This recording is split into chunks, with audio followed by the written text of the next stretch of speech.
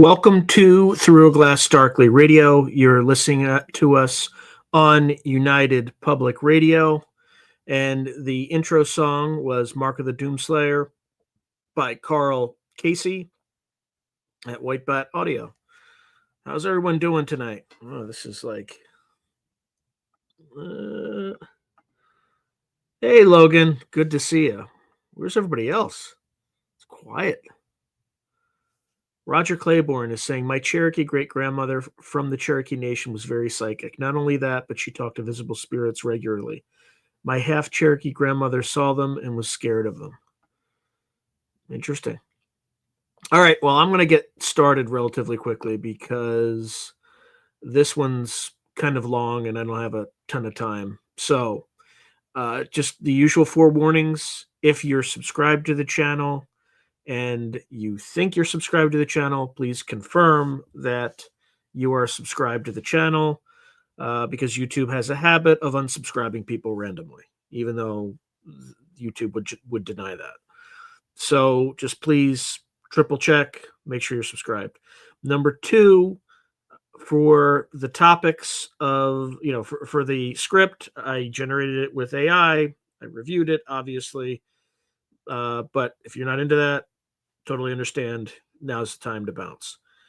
With that, I'm ready to get started. We are getting pretty close to 20,000 people. I did not think in a million years we would get there in November.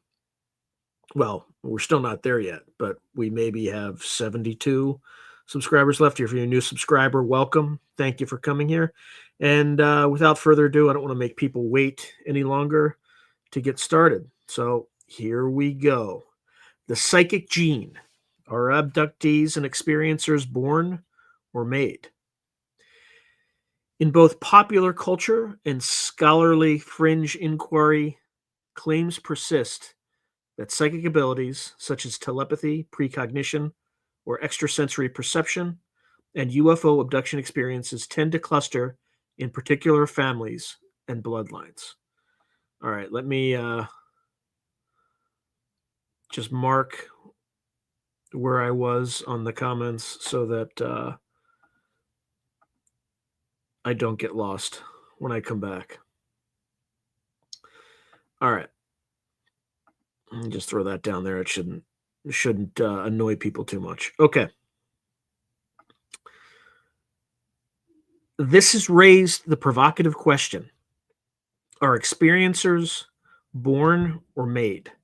In other words, do certain people inherit a predisposition to paranormal phenomena, a so-called psychic gene, or are all these experiences largely the product of environmental factors like culture, upbringing, or personal psychology? The debate straddles multiple disciplines. Geneticists and parapsychologists explore possible hereditary markers for psychic traits, while psychologists examine cognitive and emotional profiles that might dispose individuals to perceive or believe in extraordinary events. Anthropologists point to cultural contexts in which spiritual visions or alien encounters are interpreted and even expected, suggesting an experiential shaping. Meanwhile, ufologists have noted intriguing patterns in abduction reports, such as multiple generations of the same family reporting contact experiences, fueling speculation about targeted lineages. This podcast approaches the topic with a public-facing tone but scholarly rigor, acknowledging that much of the evidence is controversial or anecdotal.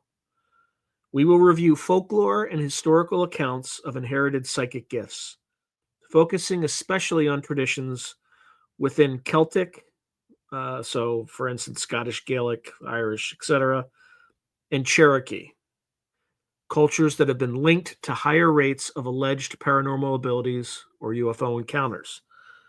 We will then examine modern research findings, from family and twin studies on psychic ability to a recent pilot genetic study on psychics.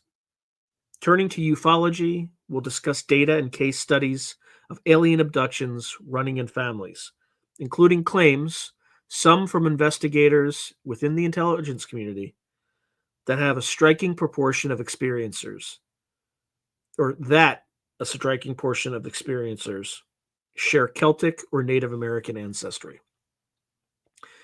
Equally important, this podcast will weigh alternative explanations. Many mainstream psychologists argue that experiencers are made not by aliens or genes, but by psychological and social factors. Traits like fantasy proneness, hypnotic susceptibility, dissociation, and prior trauma have been found more frequently in self-described abductees than in the general population. Cultural exposure to science fiction and UFO lore provides a narrative template that can shape one's interpretation of strange nighttime events. For example, episodes of sleep paralysis accompanied by hallucinations. We will explore how such factors might induce abduction memories or psychic experiences absent any genetic predisposition. Finally, the paper will incorporate from governmental research and declassified reports. Projects like the U.S. Army's Project Stargate sought individuals with genuine psychic spying abilities and even trained personnel in remote viewing, implicitly affirming a belief that some people naturally possess stronger psi faculties. On the UFO front, while official investigations like Project Blue Book in the 1950s and 60s largely dismissed abduction tales as anecdotal, later government-affiliated studies quietly took interest in physiological and psychological effects on experiencers. These perspectives add context to how seriously or not authorities have treated the idea of inherited extraordinary abilities. Through a critical synthesis of these diverse sources, from peer-reviewed studies and government documents to experiencer testimonials and cultural narratives, this podcast will aim to answer whether a psychic gene might underlie these phenomena, or whether the truth lies in a more nuanced combination of heredity, culture, and mind. The overarching goal is not only to assess scientific evidence, but also to honor the human experiences and cultural meanings behind claims of the paranormal. In doing so, we maintain a balance between open-minded exploration and scientific skepticism, acknowledging the limitations of current knowledge. The sections that follow address the topic from several angles: hereditary psychic phenomena, cultural lineage myths, patterns in UFO abduction cases, genetic and physiological theories, psychological frameworks, and finally, a cross-disciplinary discussion on nature versus nurture in the making of an experiencer. Let's first start with folklore and the family, psychic gifts and cultural lineages. Throughout history, many cultures have believed that psychic or spiritual gifts run in families. In ancestral folklore, having the sight or otherworldly abilities was often considered an inherited trait, sometimes revered, sometimes feared. Two cultures frequently cited in discussions of inherited psi are the Celtic peoples, notably those of the Scottish Highlands and Ireland, and certain Native American nations, such as the Cherokee. These groups have rich traditions that offer context for modern claims that inherited psychic traits among their descendants, or about inherited psychic traits among their descendants. Let's start with Scottish second sight. In Gaelic and Highland Scottish folklore, second sight, called da Shalad in Gaelic, literally two sight, refers to the ability to perceive future or distant events, often through visions or apparitions. This gift was considered to pass down through bloodlines. Historical accounts, including clan records and oral narratives, describe certain families where multiple members exhibited second sight. For example, one family's genealogy simply noted of an ancestor, quote, had her second sight, end quote, implying this ability was a known family trait. Perhaps the most famous Scottish seer, Coinec Odhar, the Brahon seer, circa 1650, which legendarily granted his vision by a magic stone, but many lesser-known seers were simply born into it. A survey by folklorist Martin Martin in the 17th century found the gift of second sight hereditarily entailed in some Isle of Skye families. Even in the 20th century, researchers documented that belief. A 1994 survey in northern Scotland found people with second sight were likely to report at least one close relative with the same ability. Thus, Celtic tradition provides a long-standing model of a psychic lineage. Then there's Cherokee and Native American vision traditions. Among Native American peoples, spiritual powers are often embodied in cultural practice, but heredity can still play a role. The Cherokee, one of the largest indigenous groups in the South or the southern United States, have folklore about certain families or clan lines possessing strong spiritual medicine or talking to spirits. In Cherokee tradition, medicine knowledge was sometimes passed through family lines, and stories of the little people, or supernatural beings, and star beings hinted that some individuals could see or interact with other realms.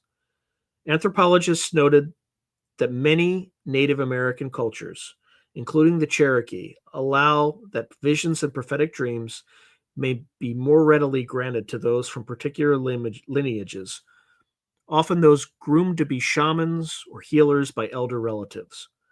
While former hereditary priesthoods were not universal, anecdotal evidence suggests, for example, that a medicine man might teach his son or granddaughter the rituals if he sensed they had the gift. This creates an environment where belief in inherited spiritual ability is strong. Furthermore, some modern Cherokee experiencers of UFO phenomena have linked their experiences to ancestral stories of star people visiting their ancestors, implying a familial continuity and contact. Though these connections are largely anecdotal, they contribute to a perception that Cherokee bloodlines carry an openness to otherworldly encounters.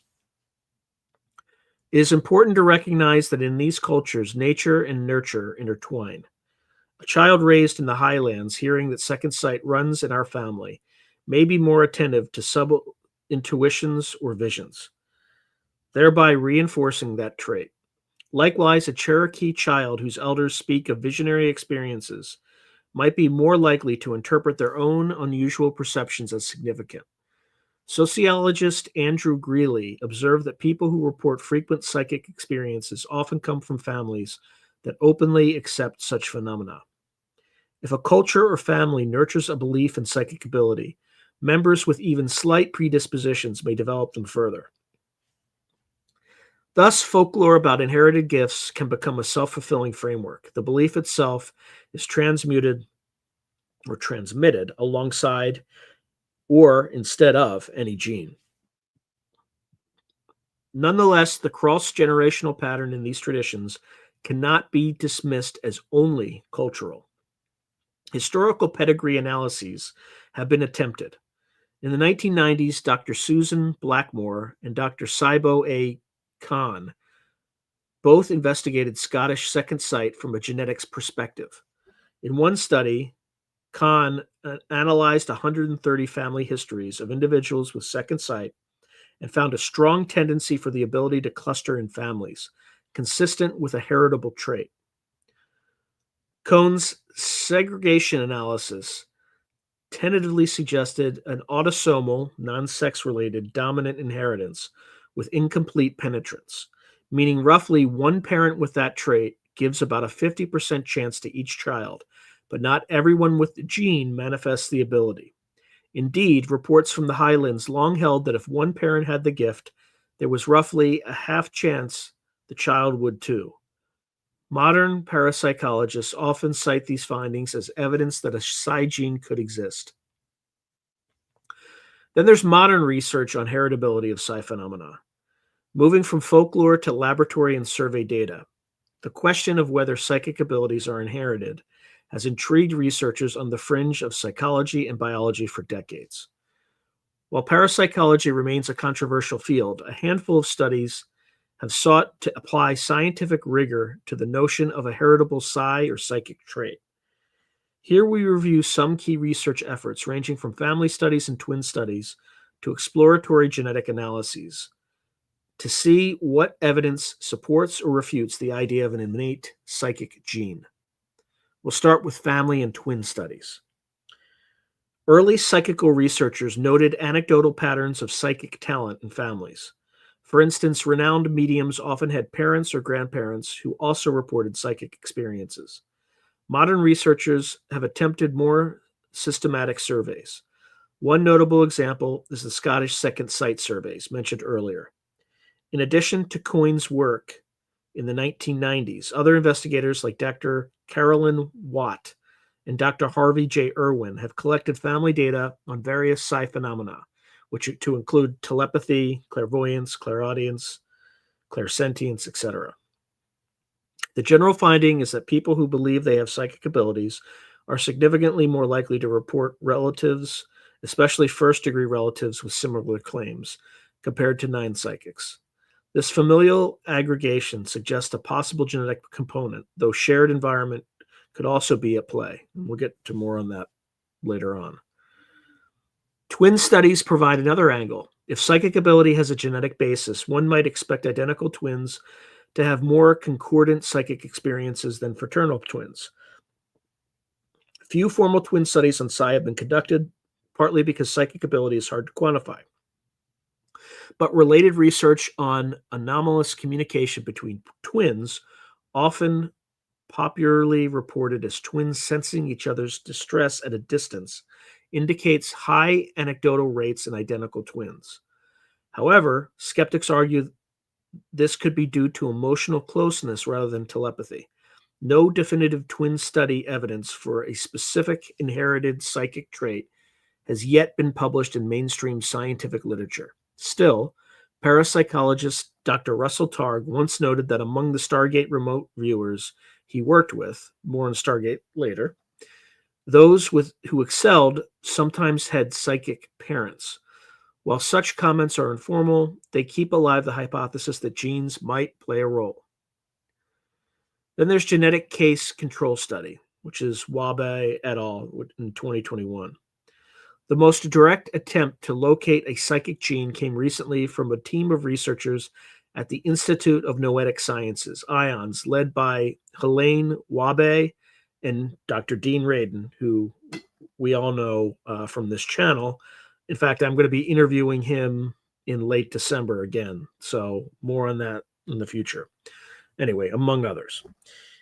In 2021, they published a pilot study titled Genetics of Psychic Ability, a pilot case control exome sequencing study. This study compared the DNA of 13 individuals who were identified as highly psychic based on having repeated, verifiable psi experiences in laboratory settings, with 10 control individuals without such abilities. They sequenced the exomes, which are protein coding regions of the genome, of all participants to look for any genetic variants associated with the psychic group.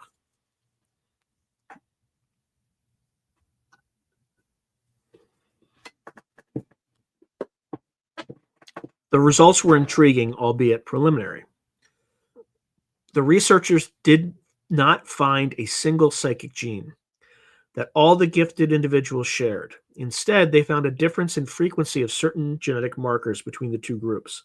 Most notably, 7 of the 9 psychic controls had a particular DNA variation, a single nucleotide polymorphism in a non-coding intron region on chromosome 7 adjacent to gene TNRC18, whereas none of the psychics had this variant. In other words, the psychically adept individuals were homozygous, both copies the same, at the gene locus, lacking the mutation that many controls had. This suggests that the presence of the mutation might somehow inhibit psychic ability, or conversely, that the absence of the mutation, for instance, the normal version of the gene, could be necessary, though not sufficient for psychic capacity. The gene TNRC18 itself is not well understood, but this finding hints that genetics may influence psi by a mechanism of suppression or facilitation. Perhaps certain gene variants close the door to anomalous perception, whereas lacking those variants leaves the door ajar. The authors caution that this was a small sample exploratory study. The finding could be a fluke and needs replication with larger groups. However, it represents a milestone, the first published genetic data related to psychic ability. It shifts the conversation from, is there a psychic gene, to which genes might influence psychic tendencies and how. The initial implication that a genetic mutation might suppress psi dovetails with the idea that we may all be born with some intuitive or psi potential that is usually turned off in most people, except in a few where the switch remains on. Some theorists compared it to musical talent. Many people carry the genes that enable musical ability, but only with the right mix of genes and environment does a virtuoso emerge. Then there are physiological correlates. While not genetics per se, some research has looked at whether people who report psychic experiences have distinctive neurological or physiological traits that could be genetic. For instance, studies by Dr. Michael Persinger and others have examined the role of the temporal lobes in paranormal experiences. A subset of the population has what Persinger calls temporal lobe lability, meaning that temporal lobes involved in sensory integration and memory are prone to small seizures or sudden bursts of activity. This can induce sensations like hearing voices, feeling a presence, or seeing visions, experiences that could be interpreted as psychic or otherworldly. Such temporal lobe sensitivity has been noted in some self-described psychics and also in alien abductees. There is evidence that this neurological profile can run in families, suggesting a genetic predisposition to this kind of brain activity. If that predisposition is present, a person might be more likely to have spontaneous trance states, hallucinations, or messages, which culturally could be framed as psychic gifts. Another angle is synesthesia, or high intuition, traits that are partly heritable. Some psychics display extreme intuition or an ability to make connections, say between people and events, that others miss. Cognitive scientists might attribute this to an openness to unusual patterns in perception, which has some genetic basis related to creativity. In some, while no clear-cut ESP gene has been pinpointed, research hints at complex genetic contribution to the propensity for psychic or anomalous experiences. Then there could be environmental and developmental factors. It is crucial to note that even staunch psi proponents do not claim genes alone determine psychic ability. The environment seems to play a major role. As one Ion's blog article title aptly put it, how psychic suppression may impact the heredity of psi genes. Developmental psychology shows that children often exhibit seemingly psychic behaviors, for instance, imaginary friends, intuitive hunches, etc., which they might outgrow. Some parapsychologists argue that children have natural psi that becomes suppressed by social conditioning. If a child is born into a family that encourages psychic exploration, those abilities might flourish, whereas in a skeptical or fearful environment, they might be shut down. For example, an IRB member at IONS, Dr. Eleanor Criswell, notes that children sometimes show evidence of psychic ability in early childhood, but it often subsides as they develop, possibly because parents and society train them to ignore such perceptions. Conversely, a family that practices openness can nurture psi across generations. Sociologist Charles Emmons documented cases of third-generation mediums who had been explicitly trained by their psychic elders. In one case, a woman who, as a little girl, told her mother she saw a spirit man in the corner, was met not with disbelief but with a challenge. Her mother calmly asked, "What's his name?" treating the vision as real. Another medium recounted that her grandmother played psychic games with her, like hiding an object and encouraging the child to psychically locate it. These nurturing behaviors likely strengthened the child's confidence and ability in psi, showing that nurture can amplify nature. Thus, even if a genetic factor exists, it works in tandem with upbringing. In summary, modern research provides tentative support for psychic abilities being partly heritable, while also highlighting the powerful influence of environment. The idea of a monolithic psychic gene is overly simplistic. Instead, multiple genes, each with small effects, combined with supportive cultural context, may produce an individual who seems naturally gifted in psi. As we turn to the UFO abduction arena, a similar question arises. Might certain people or families be predisposed to encountering or at least reporting contact with non-human intelligences.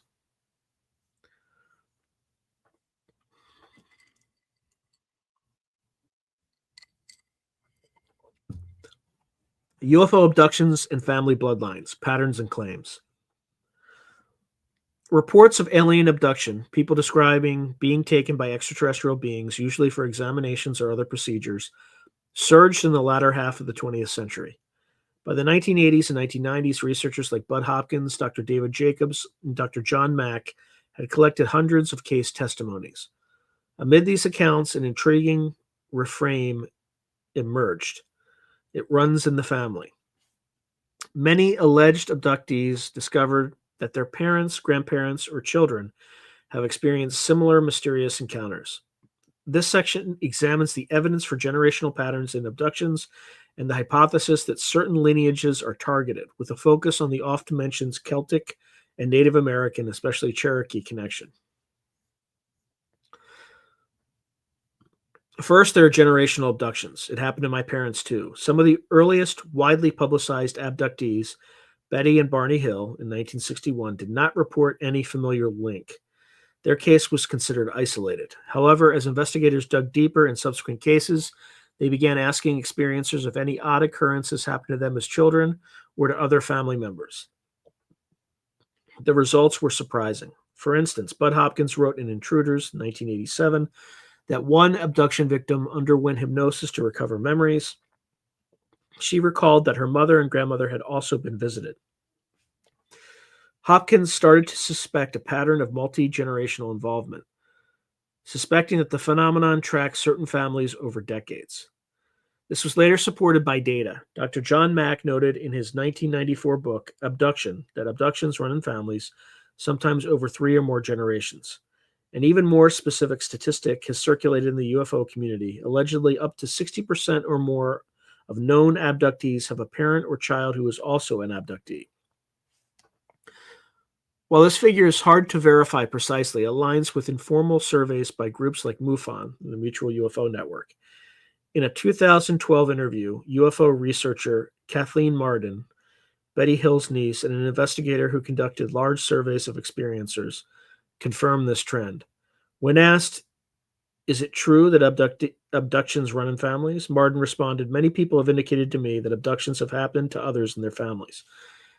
She cited the work of Dr. James Harder of APRO, they were the Aerial Phenomena Research Organization, who investigated many abduction cases and noted that the abductees had been followed throughout their lives. In other words, once a person is tagged as an abductee, later in life, their children might also begin having experiences. From a ufological perspective, this raises the question of why would aliens follow family lines? Several hypotheses have been proposed within the experiencer community and by researchers like Jacobs and Hopkins. Genetic experimentation.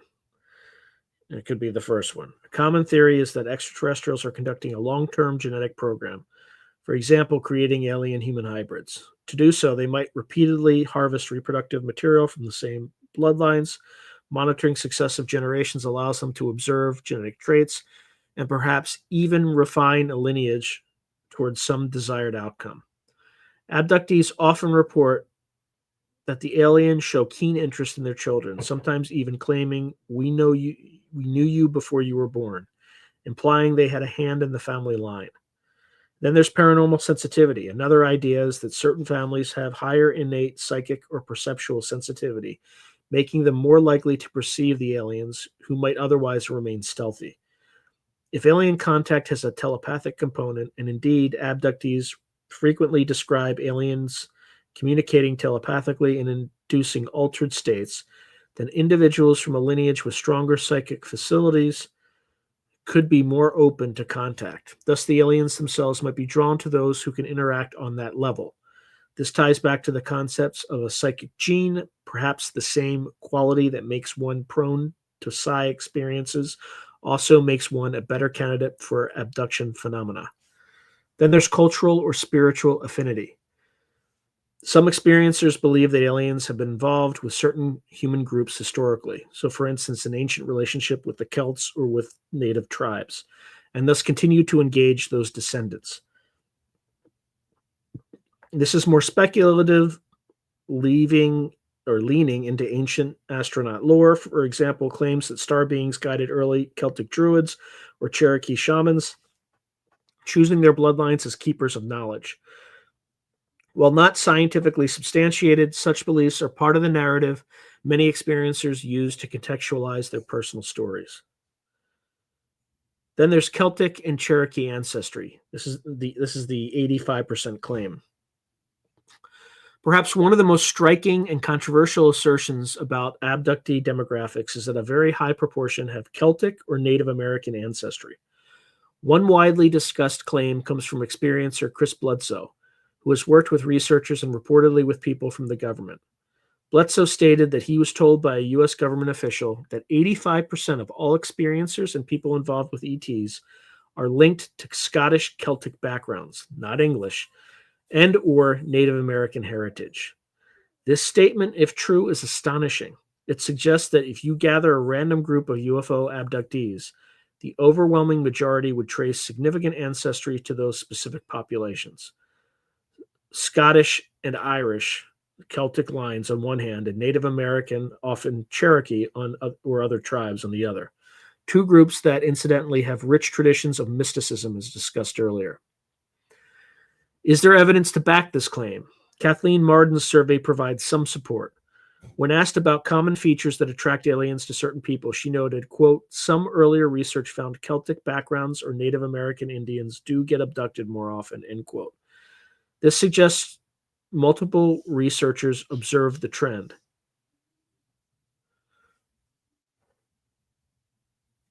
Marden's own data, however, pointed to an interesting twist. When she looked at blood types among abductees, she found all major blood types, O, A, and AB, represented fairly equally, with a slight skew to Rh positive, except that no one in her sample reported being blood type B. Blood type B is relatively rarer in Western European populations and Native Americans who have mostly O, and more common in Asian populations. The absence of B in her abductee sample might indirectly reflect a bias toward people of Western, European, Celtic, and Native ancestry, neither of which typically have type B in high frequency. While not conclusive, this is consistent with the idea that those ancestry groups are prevalent among experiencers. One should approach the 85% figure with caution. It may be an exaggerated or specific subset, but even qualitative reports often mention it. A MUFON researcher once informally remarked that if you attend an abductee support group, you'll find a lot of green eyes and auburn hair, stereotypical Celtic traits. Similarly, several prominent abductees or contactees have indeed had such backgrounds. Betty Hill had Scottish heritage. Whitley Strieber, as everyone here knows, is the author of Communion, had a mixed European background, possibly including Celtic. Stan Romanek, a controversial experiencer, frequently referenced Native American lineage. These anecdotal examples do not prove a rule, but they fuel the perception of a pattern. Cherokee lineage in particular comes up in UFO lore. One reason is that the high number of Americans who claim some Cherokee ancestry, a phenomenon in itself, as genealogists note many family legends of a Cherokee great-grandmother. This could statistically lead to many American abductees believing they have Cherokee blood. Another reason is cultural. The Cherokee were among tribes with stories of beings from the stars, for instance, legends of the Pleiades star cluster as the origin of some of their people. Some experiencers interpret their abductions through these cultural lenses, saying, our ancestors knew of them, we were chosen. The intertwining of heritage and experiences reinforces the individual's sense of a meaningful pattern. From a scientific standpoint, what could explain a real overrepresentation of Celtic or Cherokee ancestry among experiencers? There are a few possibilities. Could be genetic or biological factors. It's known that certain populations have distinct genetic profiles. For instance, people of Celtic descent, for example, the Basques, Irish, Highland Scots, have the highest rates of Rh negative blood in the world. There's a fringe theory that Rh negative blood is of alien origin because it's relatively rare and can cause maternal fetal incompatibility unless carefully managed. While mainstream science finds no evidence that Rh negative blood is extraterrestrial, it's explained as a mutation that became common in some isolated populations. UFO lore has embraced it as a marker. Some believe aliens favored Rh negative individuals for abduction or hybridization because of some biochemical affinity. If Celtic populations have more Rh negative, and if aliens did hypothetically prefer Rh negative, that could cause more Celtic abductees. Similarly, certain Native American lineages have unique HLA immune system markers and other genetic traits. Conceivably, if aliens track a specific gene, it might cluster in those groups. Then there's geographical and social factors. Many areas known for high UFO sightings and encounter reports, for instance, rural parts of the American South, Southwest, and West, parts of the UK, are also areas where Scots-Irish or Celtic settlers or native communities reside. For example, in the Appalachian region, where numerous abduction stories have surfaced, a large portion of the population historically is Scots-Irish or Ulster Scots, often intermarried with Cherokee or other tribes. Thus, ancestry and geography might be confounded. People in these communities might also share cultural frameworks that make them more likely to report and be believed about such experiences. Then, of course, there's confirmation bias. Researchers with a hypothesis might inadvertently notice evidence that fits the Celtic Cherokee pattern and overlook cases that don't. It's possible the 85% native Celtic statistic is inflated by selective sampling. A thorough demographic study of experiencers would be needed to confirm if the proportion is truly that high. Despite these caveats, the notion of targeted bloodlines persists strongly in abductee lore.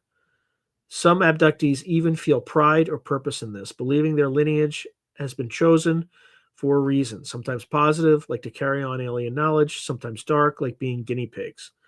On the flip side, some experience trauma at the idea that their children or future generations might also be taken. Psychologically, this belief in family targeting can exacerbate anxiety or conversely provide a coping narrative. At least I'm not alone. My family is in it together. Before leaving this topic, it's worth noting an intriguing intersection of folklore and ufology. Celtic and Native American cultures both have historical accounts of fairy abductions or spirit kidnappings that resemble modern alien abductions. For instance, Celtic fairy folklore described people being taken by fairies often midway through life or for a night that felt like years, etc. Often these stories run in families as well. The fairy doctors of Ireland sometimes came from lines reputed to have fairy contact. Some scholars, like Jacques Vallée, have suggested that UFO abductions are a modern manifestation of a timeless phenomenon, simply interpreted through a new lens. If so, perhaps certain families were abductee families in past centuries too, but back then they framed it as being chosen by fairies or spirits, and today as aliens. This hypothesis again circles back to inherited propensity. Maybe certain individuals have the psychic sensitivity or altered state propensity to experience these encounters, and those individuals tended to come from particular gene pools or cultural milieus. In summary, ufology evidence suggests non-random distribution of abduction experiences among family lineages, particularly highlighting Celtic and Native American, often Cherokee ancestry as common factors. Whether this is due to genetic predisposition, cultural narrative, or direct alien selection remains an open question. The next section will explore possible mechanisms behind these patterns, weighing genetic theories, the psychic gene, or other heritable factors against psychological and cultural explanations that might make an experiencer. All right, let me just take a breather for a second, make sure that people can still hear me and all that good stuff. Okay, based on a quick half a second view of comments. All right, looks like everything is working. So I'm just going to keep pushing because, again, there's a lot here.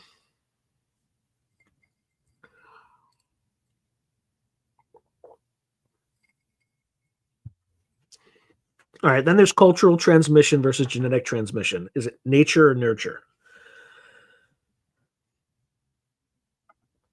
Up to this point, we have presented evidence that both psychic abilities and abduction experiences tend to cluster in families, but clustering alone does not prove genetics. Families also share environments, beliefs, and stories. This raises a core issue. Are these traits being passed down biologically, i.e., nature, or socially, nurture? In this section, we disentangle the influences of cultural transmission and psychological conditioning from those of genetic inheritance, recognizing that reality may involve elements of both. So, first is the role of belief and expectation. A child born into a family of ardent UFO believers or practicing psychics will grow up with a ready made framework for unusual experiences. Anthropologists note that in societies with strong belief in spirits or magic, individuals who have hallucinations or anomalous perceptions are quickly integrated into a shamanic narrative, whereas in a secular society, the same perceptions might be dismissed or pathologized. Similarly, if a parent frequently discusses their own abduction experience, a child might internalize that narrative so deeply that any nighttime terror or odd dream is interpreted as "it's happening to me now." This is not to say the child is lying, rather, their imaginative and interpretive processes have been primed by the family lore. Cultural researchers often mention the concept of culture bound experiences. For example, sleep paralysis is a universal physiological phenomenon, a state where one wakes up temporarily unable to move, often accompanied by a sense of presence or frightening hallucinations. Different cultures explain it in their own terms. In Japan, it's a vengeful spirit. In parts of Nigeria, a demon pressing on one's chest. In modern America, often gray aliens at the bedside. Thus, a family's cultural background can determine whether a child who experiences sleep paralysis will later say, "I was attacked by a witch," or "I was abducted by aliens." A recent review noted people rely on personally plausible cultural narratives to interpret these otherwise puzzling episodes of sleep paralysis. The UFO abduction narrative has certainly become one such culturally available script since the 1960s. Then there's psychological traits and heritability. Some psychological characteristics that predispose people to paranormal or abduction claims are known to be partially heritable. For instance, hypnotizability and absorption. The tendency to enter trance states easily, become absorbed in imagination, and have rich fantasy lives as a genetic component. Abductees often score high on absorption and related measures. If a parent is fantasy prone or highly hypnotizable, their child might inherit some of that cognitive style, through genes or by imitation. This could make the child more likely to experience vivid imagery or even spontaneously recall abduction scenarios, especially under hypnosis,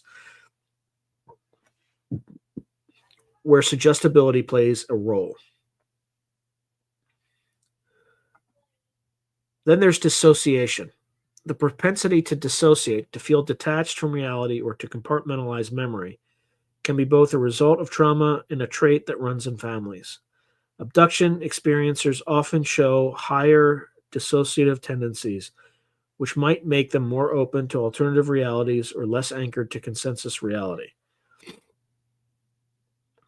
Some research suggests a neurological basis for dissociation that could be inheritable. For example, differences in connective structures of the brain. Then there's openness to unusual ideas, magical ideation.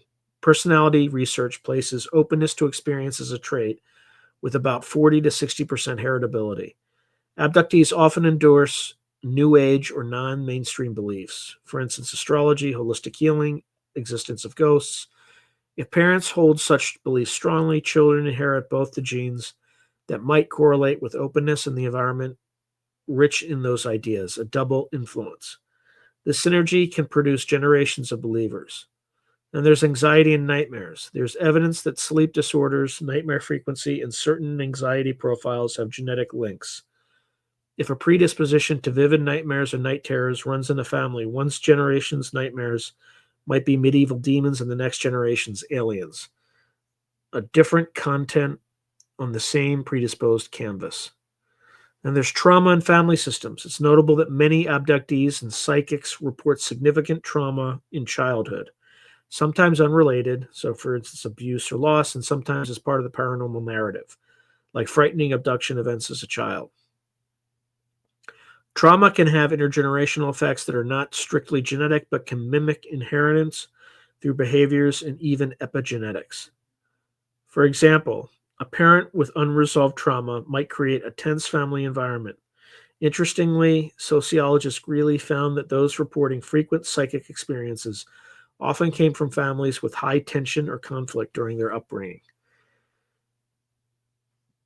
Some psychologists theorize that childhood trauma leads to dissociation, which then leads to reports of psychic or alien experiences, essentially as a coping or imaginative escape.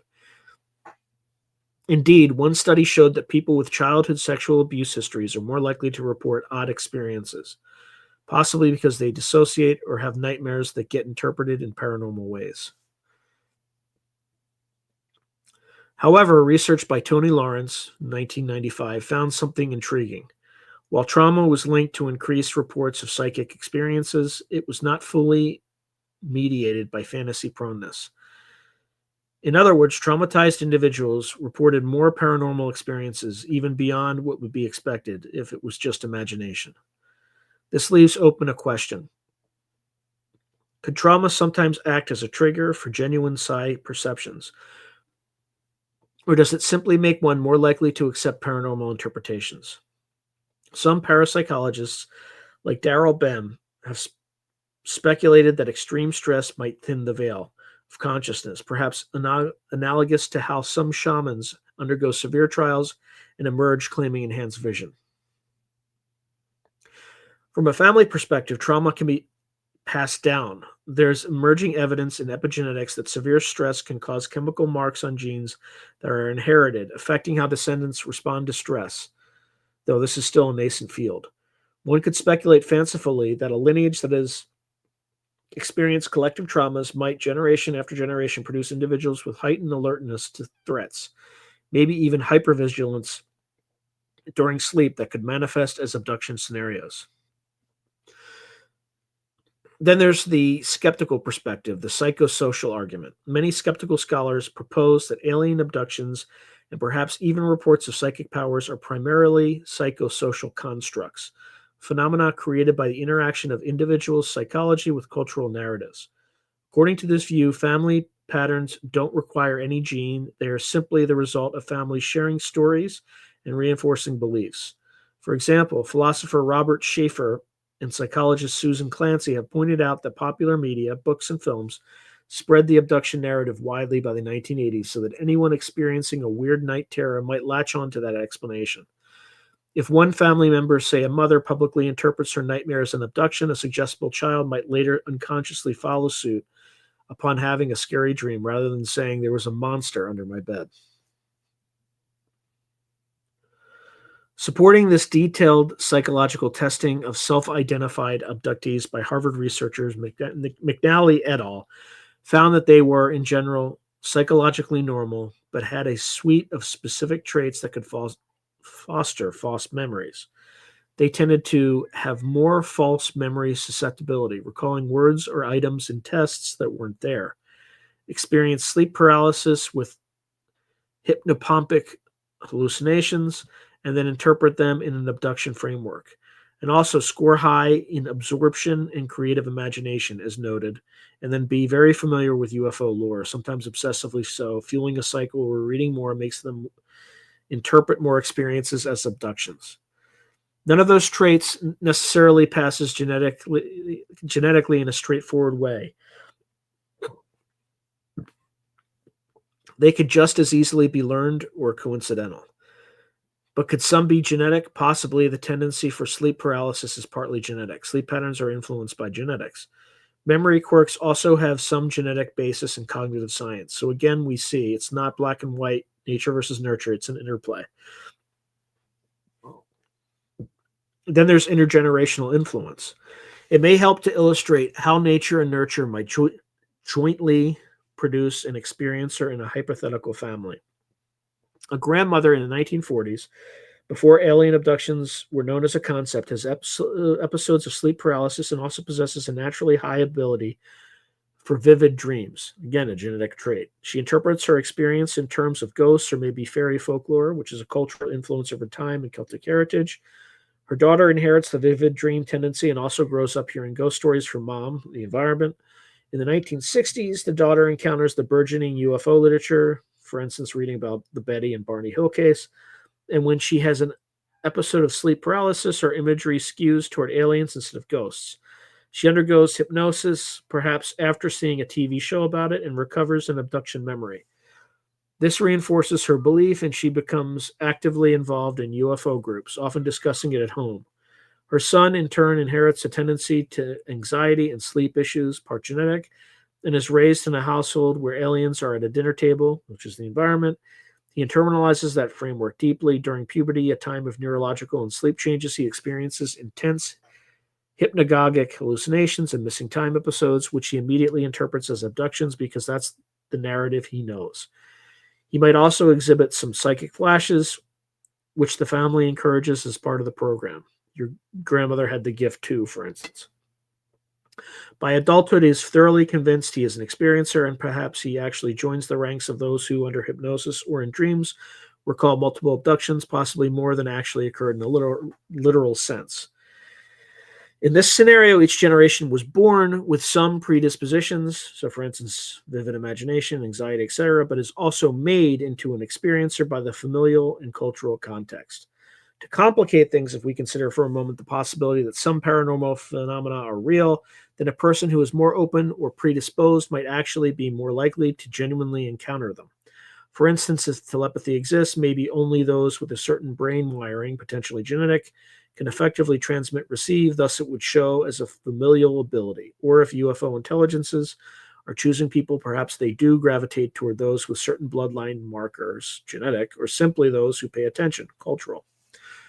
The truth could be a feedback loop. An inherent trait leads to an experience, which leads to a belief, which leads to more experience, and so on. In families, that loop can continue across generations.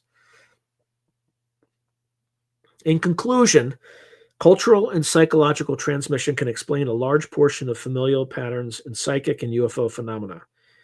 Shared beliefs, narratives, and learned cognitive styles strongly influence who becomes an experiencer, yet genetic predispositions are likely intertwined. Genes that shape our brains and personality can make one more or less likely to perceive the world in a way that accommodates the paranormal. Thus, the nature versus nurture dichotomy breaks down. Both are contributing. Abductees and psychics might be born with certain propensities and then made into experiencers through life's influence. This sets the stage for examining specific theories of how such heritable transmission might work, which we address next in terms of mechanisms from genes and blood chemistry to possible paranormal inheritance.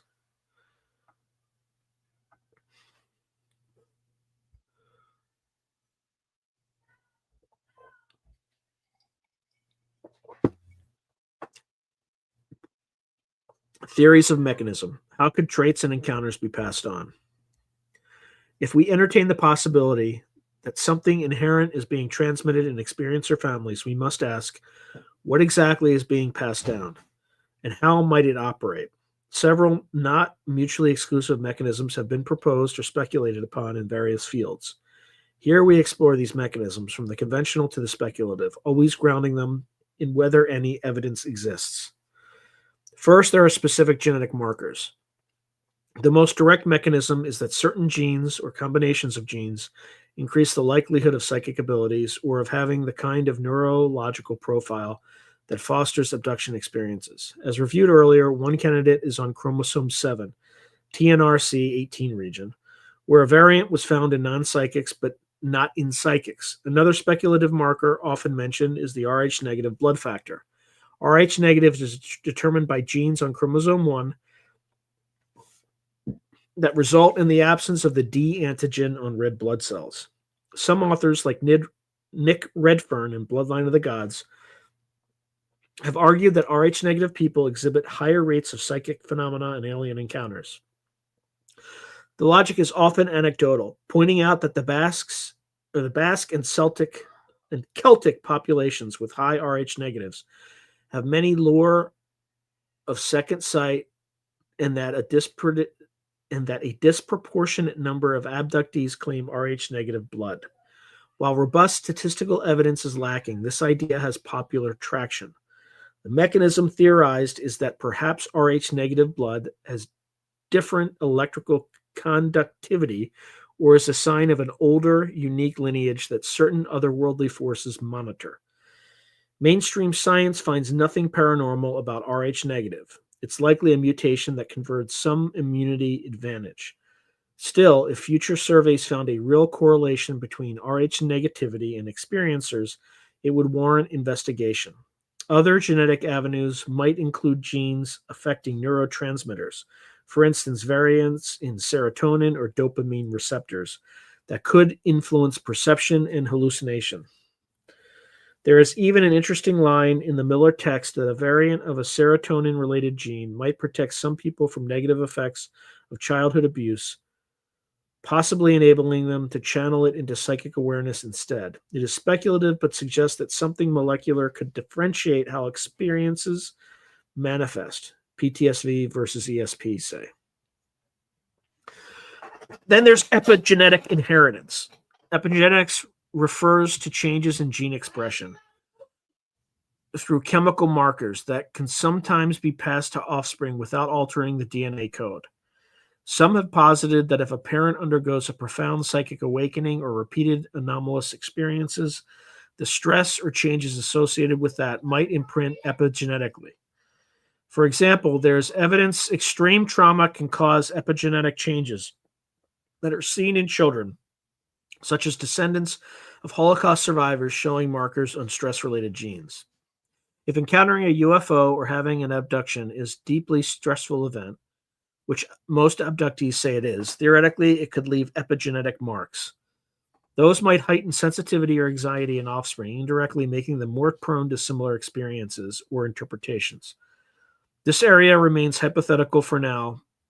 No one has studied epigenetics in experiencer families, but it's a bridge between environment and heredity that could be relevant. Then there's neural anatomical inheritance. Certain structural brain features are inherited. For instance, the hippocampus size, the amygdala reactivity, or temporal lobe structure can run in families. If mediums or abductees have, say, a notably thin boundary between sleep and wake states, perhaps due to easily shifting brain waves or weaker thalamocortical filters, that could be anatomical or functional in the brain and thus passed to kin. A much discussed concept is the filter theory of consciousness, the idea that the brain usually filters out psi or spiritual input, but in some people that filter is looser. One could envision that trait being inheritable. For instance, fewer of certain inhibitory neurons. If your mother's brain let more information through, resulting in psychic visions, maybe yours will too. This aligns with some parapsychological theories that everyone is born with potential psi, but most have a psychic suppressant, whether cultural or biological, turned on. The genetic study hinting that a mutation might suppress psi fits that notion. Mechanistically, one might find in the future a gene that affects, say, the limbic system connectivity, and thereby the propensity to experience transliminal phenomena. Then there's learned techniques and reinforcement. On the nurture side, but creating something akin to a legacy, are learned skills. Families might pass down actual techniques that enhance experiences. For example, a grandmother teaches her granddaughter meditation or certain rituals to attract spirit contact, effectively training her in becoming an experiencer. Other generations, or over generations, these practices could refine. In some Cherokee families, one might pass down knowledge of specific herbs or fasting rituals that induce visions. In Celtic families, maybe certain divination practices, reading tea leaves, scrying with mirrors, are taught early. These create a mechanism for making an experiencer through education. The key point is that because it's kept within families, it can appear hereditary. Indeed, when mediums or witches were persecuted historically, often whole families or covens were targeted, reinforcing the idea that it runs in the family, when in fact it was a clandestine craft taught within the family. Then there could be NHI or external selection. From a ufological perspective, One radical mechanism is external. If we hypothesize that aliens are real and actively choosing whom to abduct or communicate with, then it could be their decision to stick with certain bloodlines. Perhaps once they've taken a parent, they implant something, a device, a tracking mechanism that also influences the child. Some abductees report that their children were abducted as young as toddlers. One could imagine the child's inclusion is simply because the aliens keep tabs on the family unit. Another idea in UFO lore is that some humans carry alien DNA from ancient interbreeding, a motif popularized by shows like Ancient Aliens. If, say, Celtic and some native lineages had an alien DNA infusion centuries ago, modern aliens might find those individuals biologically more compatible or easier to communicate with telepathically. While this is speculative and not supported by conventional evidence, it is a mechanism often believed by experiencers themselves, giving them a sense of identity. Quote, I am part alien, which is why I have these powers experiences. Then there's psychic networks and egregores. In some esoteric circles, there's the notion of group minds or family souls. Some mystics claim that psychic abilities can be shared or amplified within a family due to a kind of group consciousness. If one family member opens a channel to some phenomenon, others connected by emotional and genetic bonds might more easily slip into that channel too. This is more metaphysical than scientific, but it echoes the documented phenomenon in parapsychology of experimenter effects, where some researchers consistently get psi results in the lab and others don't, as if a person's influence matters. Perhaps families that accept and practice psi form a kind of positive feedback loop of belief and psychic energy that makes anomalous events more frequent around them, a blend of psychological priming and maybe paranormal encouragement. In UFO abductee support groups, members often remark how, when they meet, high strangeness tends to occur. For instance, odd lights in the sky on the way home, etc., suggesting that collective focus might somehow correlate with phenomena. If a family is essentially a small, very tight-knit support group, often with shared genes, they might similarly manifest more phenomena.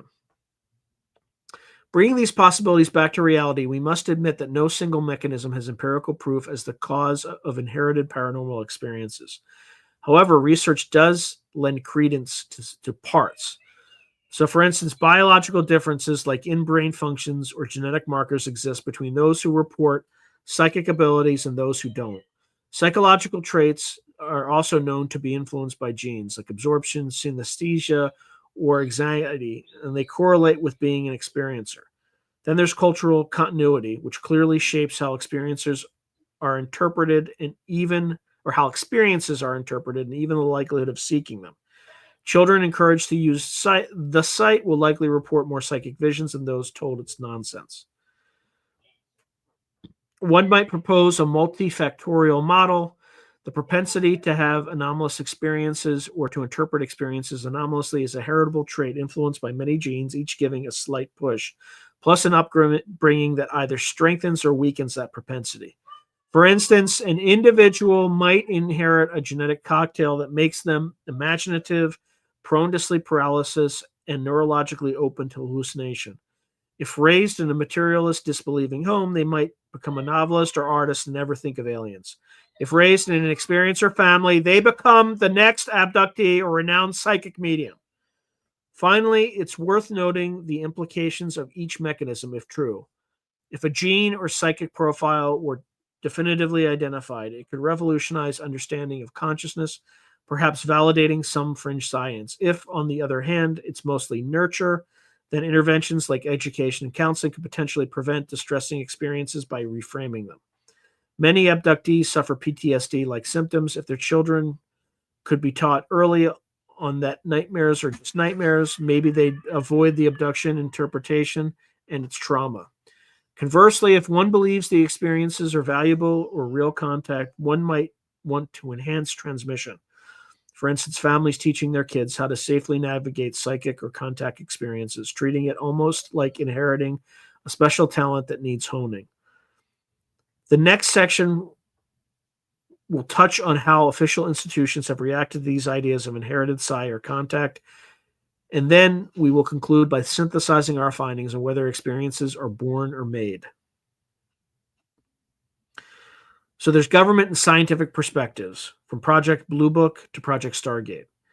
It is instructive to see how establishment organizations, scientific bodies, and government agencies have viewed claims of psychic abilities and alien encounters, particularly any notion of their heritability.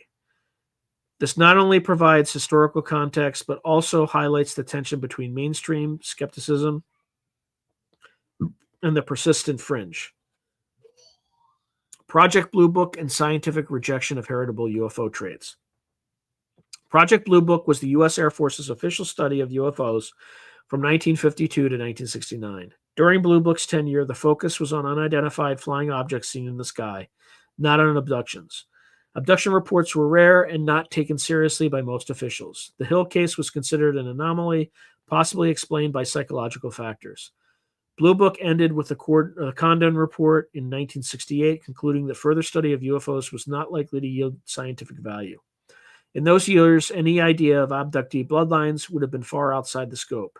If anything, Blue Book typified the scientific skepticism of the era. UFO witnesses were often assumed to be misidentifying objects or fabricating stories, and any patterns, like multiple family members seeing UFOs, might be attributed to shared environment or hoaxing. The notion of inherited predisposition to encounter aliens would likely have been dismissed by scientists as introducing unnecessary mysticism. However, with the abduction phenomenon rising in the 1980s, some academic researchers did take a look. Harvard's Dr. John Mack gave credence to the idea that abductions were subjectively real for experiencers and found many had family histories of encounters, but he explored it more from a transpersonal psychology angle than a genetic one. Others, like Dr. Elizabeth Slater, did psychological profiles of abductee families, finding them generally stable, but with some unusual dynamics. Sometimes the child seemed to subconsciously role-play the parents' abduction narrative, etc. The consensus in academia leaned toward psychosocial explanations, as detailed earlier in McNally's work. There was essentially no mainstream scientific research into genetic or lineage aspects of abductions. That territory was left to ufologists and the experiencers themselves.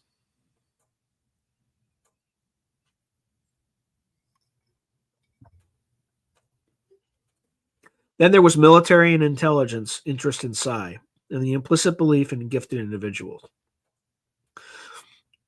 In contrast to the scientific dismissal of UFO contact claims, part of the U.S. government did spend considerable time and money on psychic research, suggesting a belief that some people naturally have extraordinary abilities. The Stargate project, known under various code names as it evolved, Scan8, Grillflame, Sunstreak, etc., ran from the 1970s through 1995. Initially motivated by reports of Soviet psychic programs, the U.S. effort at SRI, the Stanford Research Institute, began by testing gifted individuals like Ingo Swann and Pat Price. These were men reported to have innate clairvoyant talent. The fact that the program had sought out such individuals, including some recruited from the Church of Scientology, which had an interest in psychic phenomena, implies they believed talent mattered. Indeed, an army unit was later formed with soldiers who were believed to possess varying degrees of natural psychic ability. Those who showed promise were trained further. The idea of training anyone in remote viewing came later, but even then it was acknowledged not everyone reached high accuracy, hinting at individual differences.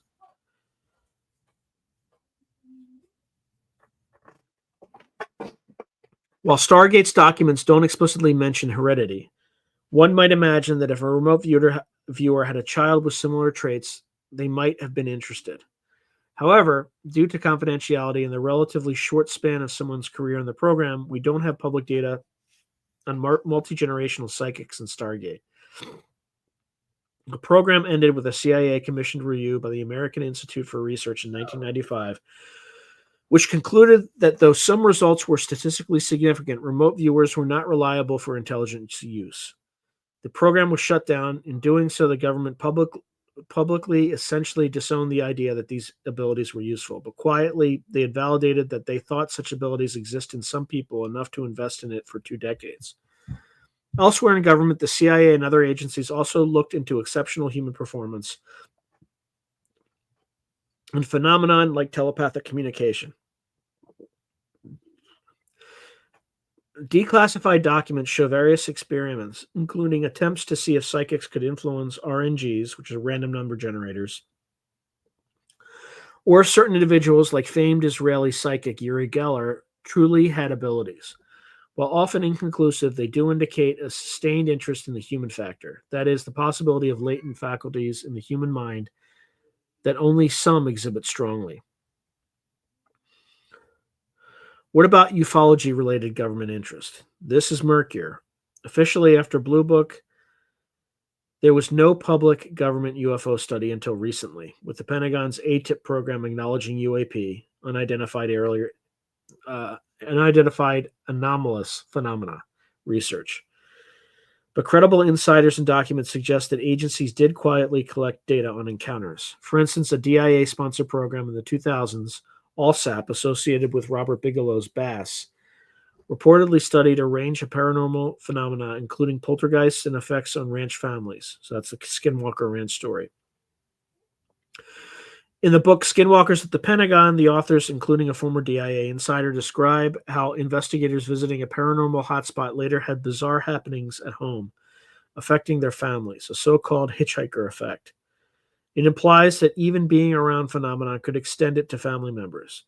If such reports were taken seriously by DIA, they might have contemplated that certain people or families become carriers of weird phenomena. This, again, is not exactly genetics, but it rhymes with the idea of predisposition, maybe not innate, but acquired and then shared by proximity.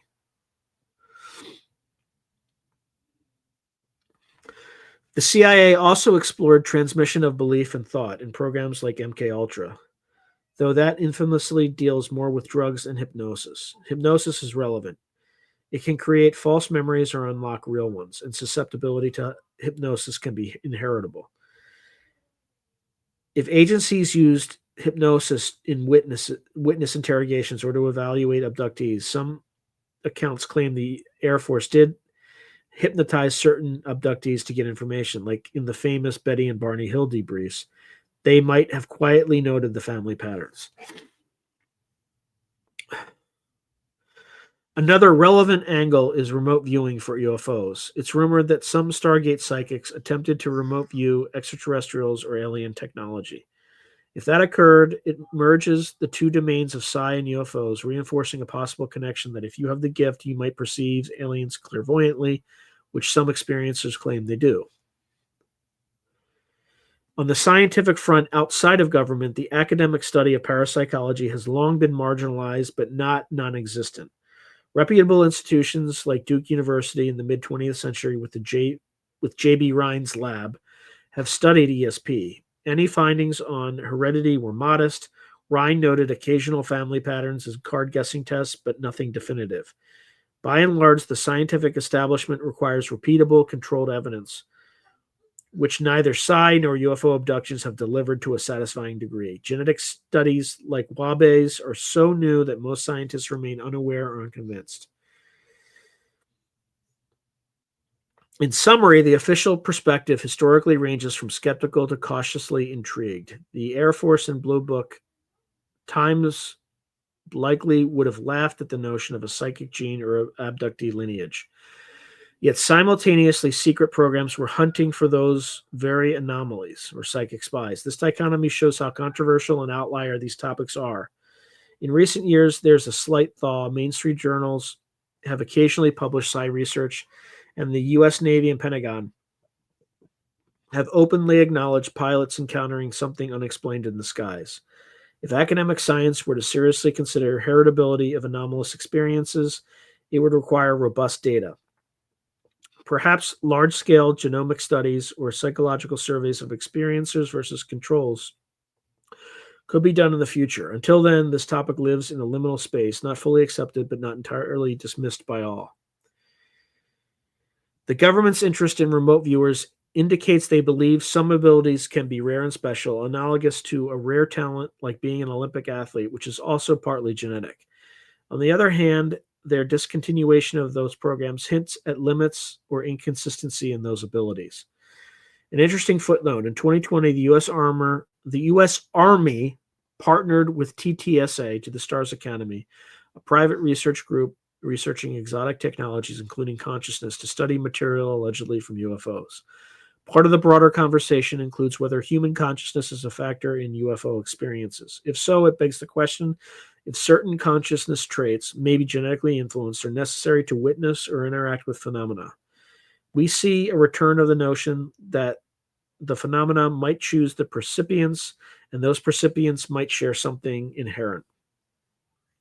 Having traversed folklore, research, psychological theory, and official stance, we can now gather our conclusions. The final section will synthesize these insights and answer: are abductees and experiencers born with their proclivities, or are they made by circumstance? Or, as evidence suggests, a bit of both. So, are abductees and experiencers born or made? After examining the tapestry of evidence and perspectives, the most honest answer is both, and it's complicated. There's no simple psychic gene that has been discovered to account for generational patterns of paranormal encounters. Yet, neither can we attribute everything purely to environment and imagination. Given the suggestive familial tendencies and the elusive scientific hints of biological differences. From a cross-disciplinary vantage point, several conclusions emerge. First, familial patterns are real. Numerous case studies and surveys confirm that reports of psychic phenomena and alien abductions often cluster in families, sometimes across multiple generations. Whether it's Scottish second sight or UFO abductions in an American family, the recurrence is too frequent to ignore. This lends some credence to the notion of inherent predispositions, though it does not specify the mechanisms. For instance, genetic versus cultural. Second, cultural context shapes expression. These predispositions, whatever their origin, seem heavily channeled by culture. Celtic and Cherokee lineage prominence among experiencers likely reflects not only any genetic factors, but also rich cultural traditions that validate and frame extraordinary experiences. In cultures or families that embrace the paranormal, members feel freer to experience or at least report such phenomena. Thus, nurture amplifies nature. A born potential can lie dormant without the made aspect of belief and support. Third, psychology provides a template. Traits like high creativity, hypnotic suggestibility, dissociation, and propensity for anomalous perception can be inherited, and these in turn correlate with being an experiencer. In many cases, what appears as a familial psychic gift could alternatively be explained as a familial psychic profile or psychological profile. Notably, these traits by themselves are not pathological. Most abductees are otherwise healthy, sane individuals. The difference is in interpretation of experiences, which is guided by mental frameworks often learned within the family. Fourth, scientific evidence of genetic influence is emergent but tentative. The pilot genetic study by Wabe, etc., in 2021 offers a tantalizing clue that genetics may play a role in psychic ability by identifying a gene region possibly linked to suppressing psi. While far from conclusive, it cracks open the door for future research. If psychic functioning has some biological basis, it is plausible that whatever allows certain people to see UFOs or experience abductions, perhaps greater sensitivity to magnetic fields or ability to enter altered states, might also have biological underpinnings. There is also no known abductee gene, but one could hypothesize that, for example, genes affecting threat response or sleep paralysis frequently could make abduction narratives more likely. Fifth, experiential reality versus induced belief. For those who have these extraordinary experiences, the question of more born or made is not just academic, it relates to legitimacy. Many experiencers feel their perceptions are real in a way that transcends both genetics and upbringing. A psychic might say they inherited a true gift, a literal sixth sense, not just a tendency for imagination. An abductee might insist their encounters happened in the physical world, not in a dream or due to family folklore. Science may lean towards viewing these as made via psychological constructs, but the experiential perspective often leans toward born chosen. In evaluating the truth, we must acknowledge this subjective reality. It is real to them. Thus, even if one could show a strong genetic link, it would not diminish their lived experience. Conversely, showing a psychological influence doesn't prove the experience false, but contextualizes them. Sixth, the heritability of belief. Interestingly, belief systems themselves are passed down almost like cultural genes or memes. If one generation firmly believes in the paranormal, they effectively pass that on, which in turn predisposes the next generation to interpret events in that light. In abductee and psychic families, belief and experience reinforce one another cyclically. In scientific terms, one could say the phenotype, observable trait we see, say a family of psychics, is a result of some unknown genotype and a cultural genotype of belief. The interplay makes it hard to isolate cause and effect. So are abductees and experiencers born or made? They are born with a certain potential, whether that's neurological, genetic, or temperament, and made into actual experiencers by a fertile environment of belief, support, and often specific triggers. Remove either element, and the phenomenon might not manifest in the same way. A person with all the genetic markings of a psychic, but raised in a strictly rationalist, dismissive home, might never identify as a psychic. A person with no particular innate edge, but raised in a spiritualist household, might develop functional psychic skills through practice. Most compelling cases likely involve some of both, a latent ability activated by circumstance. Crucially, our examination also suggests the need for critical evaluation of each claim. Patterns like Celtic ancestry among abductees could result from biases in reporting or collecting data. We must differentiate between correlation and causation. Just because many abductees are Celtic or Cherokee does not inherently mean ancestry causes abduction. Alternative explanations like socio-demographics of UFO reporters or intermarriage leading to that mix must be tested. For scientific and scholarly communities, this topic invites an interdisciplinary approach. Geneticists, psychologists, anthropologists, and even sociologists could collaborate to study experiencer families in depth, mapping genomes, personality, and belief systems. Such holistic study is rare due to stigma, but it could yield insights into how human experience works at the margins of the unknown. For the public and experiencers themselves, recognizing the blend of nature and nurture might be empowering. It validates that they aren't simply crazy or solely products of fantasy. There may be inborn differences that set them apart, but it also suggests that experiences are not immutable destiny. Environment and interpretation play a huge role. This means interventions are possible. For instance, counseling could help reframe traumatic abduction memories. Meditation could hone a psychic gift that a gene only weakly bestowed, etc. In closing, the metaphor of a psychic gene in our title can be seen as both a literal query and a symbolic one. Literal answer: no single psychic gene is known, but genetic factors likely contribute to paranormal experiences. Symbolic answer: the psychic gene could be a lineage of tradition and openness passed down through families. Are experiencers born or made? They are born with the seed and made by the soil in which that seed is planted. The thriving of that seed, whether it becomes a blossoming intuitive talent or a nightmarish encounter, depends on a confluence of hereditary threads and experiential weaving. Future research may further illuminate these threads. Until then, the stories of Celtic seers and Cherokee visionaries, and mothers and daughters taken by the stars, and of laboratories finding strange mutations all point to one poetic truth. Human experience is both deeply embedded in our biology and wonderfully sculpted by our culture.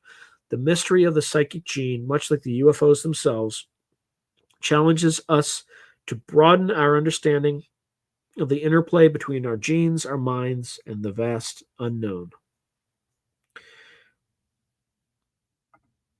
All right, that's it. And that's all, folks. Sweet Lord, that was long. I think I'm like going blind after that. Ugh. All right, let's get to the comments, which seem to be vast. So I am way behind.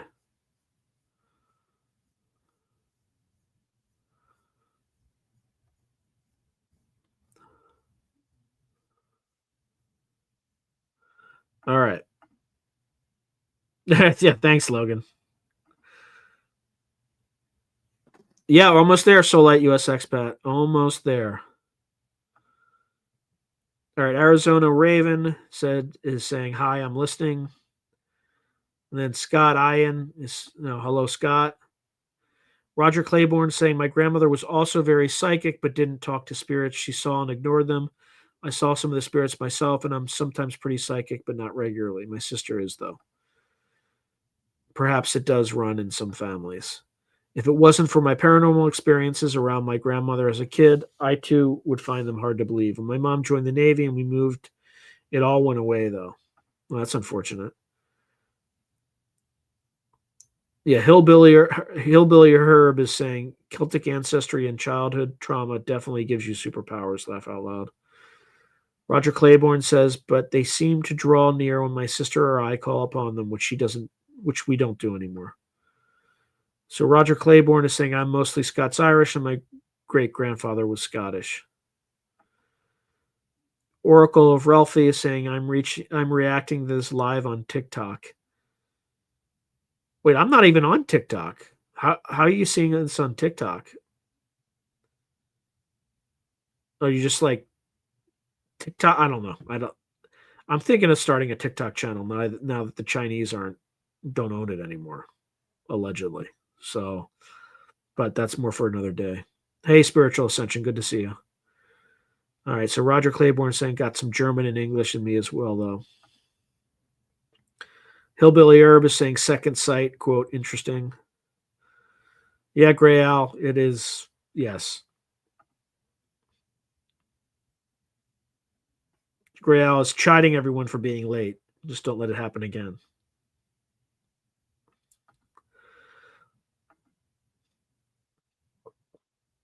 Oracle of Relphi says star people from other worlds. So Gray Owl is saying the Gray Owl is half Scottish and other half Scottish. I was given two middle names, Robert and Bruce, which are the names of my two Scotsman grandpappies, but of course. Also, the name of the King of Scots, Robert the Bruce. Not trying to talk about myself here. Just wanted to give the background of my Scottish roots, so people might understand why I hate everything and everyone. It's a Scottish thing. So Roger Claiborne saying, according to my grandmother, she saw the spirits. My great grandmother talked too, but was afraid of them, even though her mother told her there was nothing to fear from. Gray Owl writes, Dean Radin had a really good interview on Whitley Strieber's broadcast. Yeah, I'm talking to Dean Radin in late December.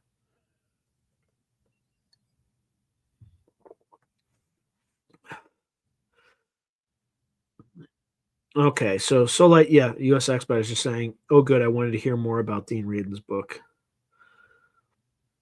So Gray Owl saying Radin thinks he has a map of how to use RNA sequences to enhance people's psi abilities temporarily.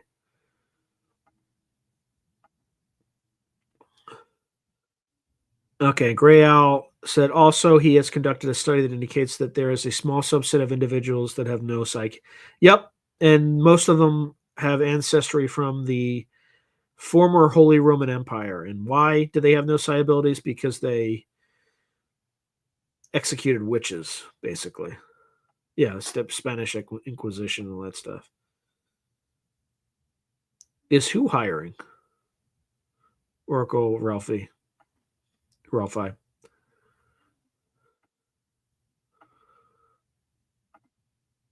Hey, Benton, good to see you. You like disappeared for a little bit there. I think we were trading emails. I can't remember who sent the last one, and then you went dark for a while. I know you went to Japan, but anyway, good to see you, man.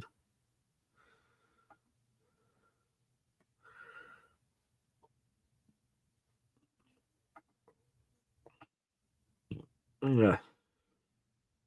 Roger Claiborne says, well, when you get multiple people seeing the same unhuman spirit at the same time, you know it's not a brain defect. Yeah.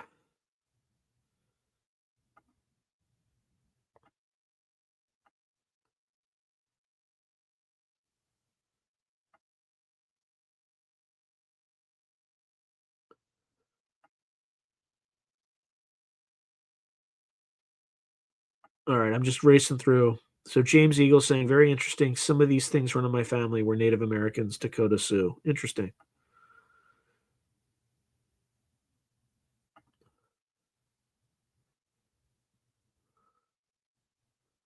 Philip P. Blair saying, help your mommy find the cars and I'll get ice cream. Where are mommy's keys, honey? It's not a bad idea. All right, again, Philip Blair writes, in a recent video put out by the Dalai Lama's people on social media showing him meeting with Dr. Richard Davidson in India, the Dalai Lama appeared to be suffering cognitive decline. Well, that's unfortunate. Roger Claiborne is saying, I suspect I have the ability to call spirits and even get them to do stuff, but I'm just now realizing this. My sister definitely can, but doesn't anymore now that she's Christian and not pagan.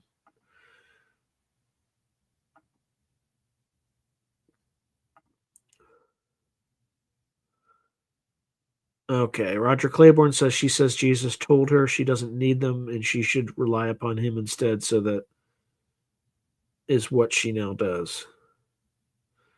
Okay, so Soulite US Expat is saying Jason Giorgiani was on Jesse Michaels' show again 2 or 3 weeks ago, and he spoke about what Lynn Buchanan told him. Lynn met some Nordic hybrids who spoke to him. He was told by them that these Nordics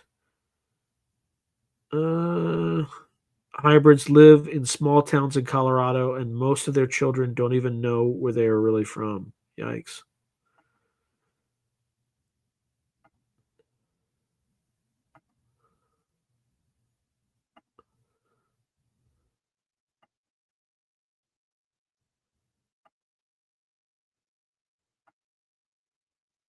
Oops. Rogum babies, freaks of nature. Oracle of Ralphi is saying. Okay, so Roger Claiborne is saying, wow, this explains a lot about my past paranormal experimentation and experiences. We got this blood as well. Gray Al says Raiden was saying that in contrast to subset of people with no psi because of the Spanish Inquisition. Yep. Miss Tasha 217 is saying has B negative blood, and I see orbs about once a week.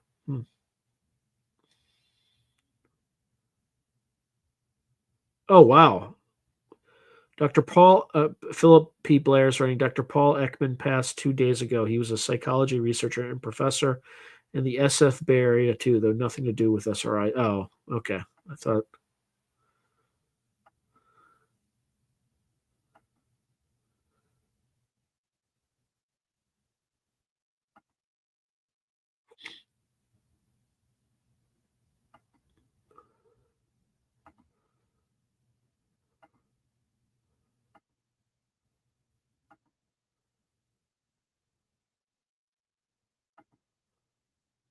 Sorry, I've done a lot of reading out loud tonight, so my eyes are like getting destroyed. Roger Claiborne is saying I'm not hypnotizable.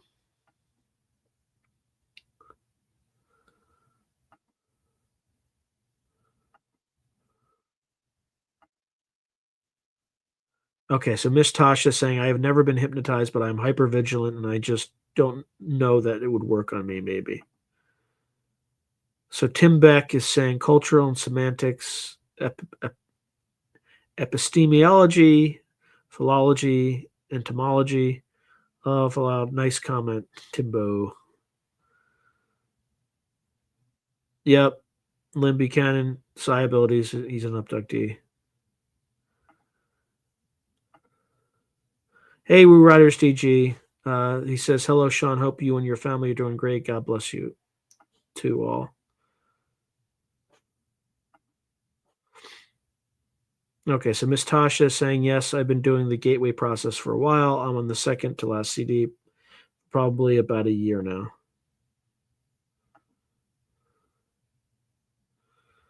So Oracle of Relphi is saying, I'm a big fan of Marshall Rosenberg's nonviolent communication. Okay. see. So Miss Tasha is saying, and I lose the dream, but I have not had an out of body, but I'm trying. So Roger Claiborne is saying, I was attacked by an evil spirit as a child, but another spirit came and drove it off. I believe the spirit was trying to, I'm not going to say that word, to end me because it pressed down and pawed all over me. And Roger Claiborne said, I heard heavy breathing as well. Miss Tasha says, sometimes I can't sleep all night, but I just try to say it is what it is. Usually that works. Sometimes my mind goes wild.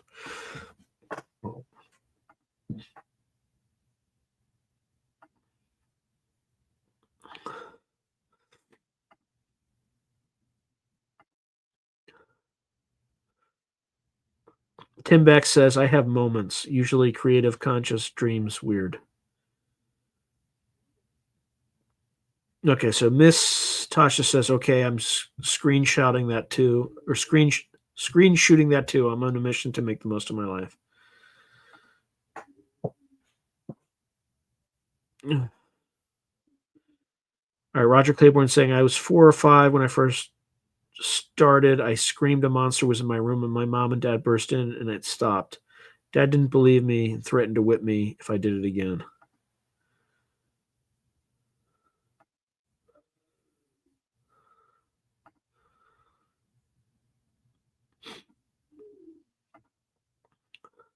Huh. Conversations on Compassion with Paul Ekman, Natasha. It's a great interview during Q&A. At the end, Dr. Philip Zimbardo asked one of the questions, and he's the guy who oversaw the infamous Stanford prison experiment. Uh, um, I like my wife was in the, I think it's like Psi Chi Honor Society at Stanford for psychology. So like all those students got to go to Zimbardo's house in Stanford, like way back when. He's a creepy dude.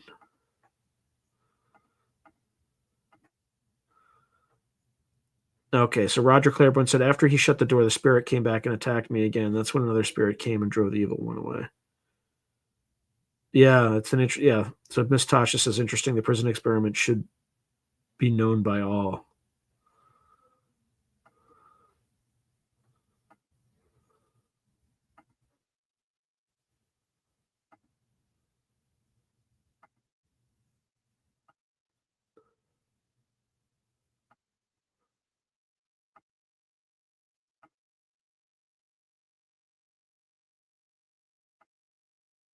Yeah, sorry folks. I'm just trying to get through this stuff relatively quickly because there's a lot.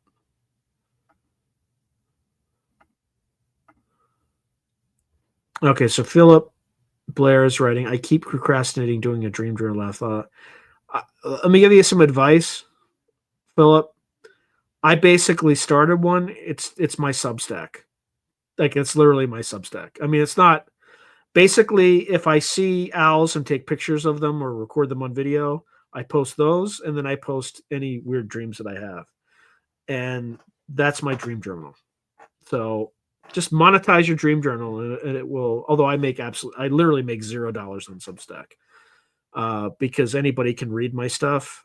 Now what I'm doing is I'm just posting these things and then at about a month they go into the paid section. So like the backlog goes into paid, but like all the new stuff, if you're just subscribed and following along, you don't have to pay anything. It's free. Now, if you want to go and read the archive, well, then yeah. So Miss Tasha saying agreed. I actually have had a very prophetic dream, but was young and denied it to myself. I wish I had believed earlier. That's why I published this stuff on Substack because sometimes I have precognitive dreams. So what I do is I just document them before they happen. And then when they happen, then I confirm that they happen. I mean, I don't have it. It doesn't happen that often, maybe 4 to 5 times that I've documented, but you have them. Back to Roger's story. Now, before the evil spirit came, I heard my dad trying to get my mom in a romantic mood. So that may have been what drew in the evil spirit. My dad likely drew this kind of being from his behavior. Okay.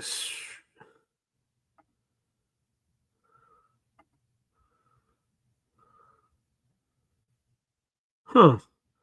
Yeah, Solite US expat. Just go to Whitley Strieber's website. It doesn't say the interview doesn't say Dean Radin on it. It's just like it was in the last few days. So just go to videos, go to the latest, and it says something like these people don't have the psychic gene or something like that. But there's nothing that says Dean Radin on it.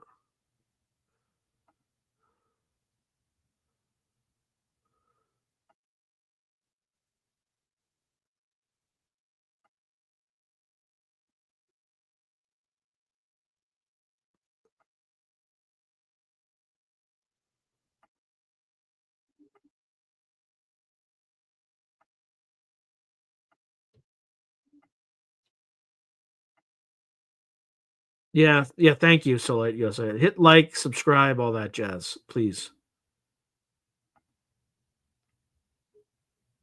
Yeah, and this is highly unlikely, but if you can encourage people to subscribe so that we get to 20,000 on this stream, that would be awesome. But I'm so far from that right now that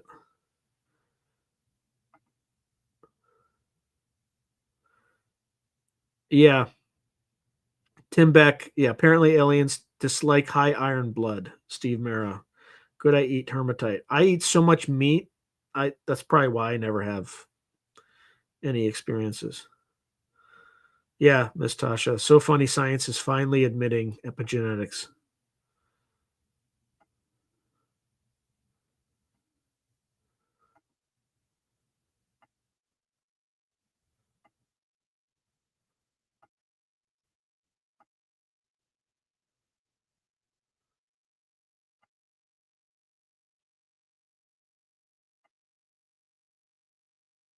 Yeah, I was watching that today actually. So Solite US. Oh, cool, Jesse.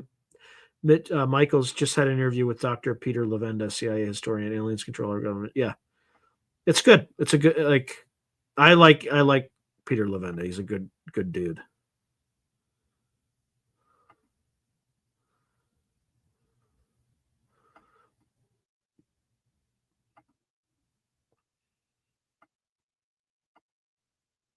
Hey, Sirius, good to see you. Ads? There shouldn't be any ads, at least right now. So Philip Blair is just saying ads, but there's no ads. I have ads turned off, at least for the live stream. After the live stream, I load this sucker with ads. There's no doubt about it. But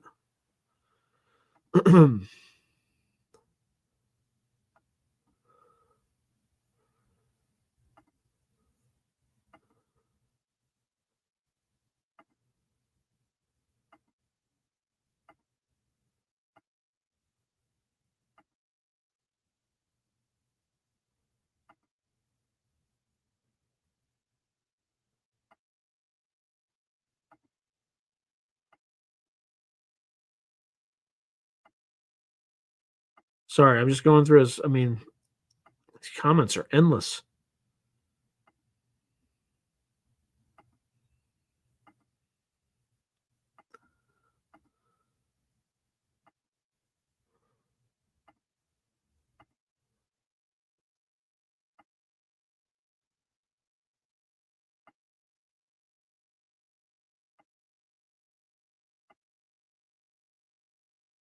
Uh oh. Philip Blair said, "Did you see the story of the boy genius who was worried about CERN? Do say more."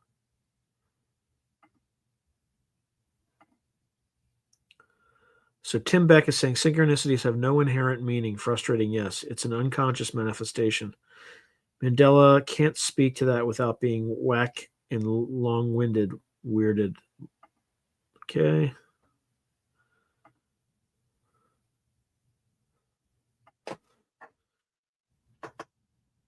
Hey, missing time 420, 420. I love it.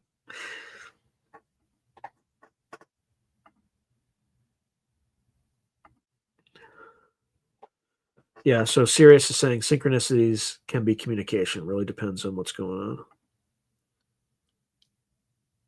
Well, Thank you, Tim. Tim says good stuff, Sean.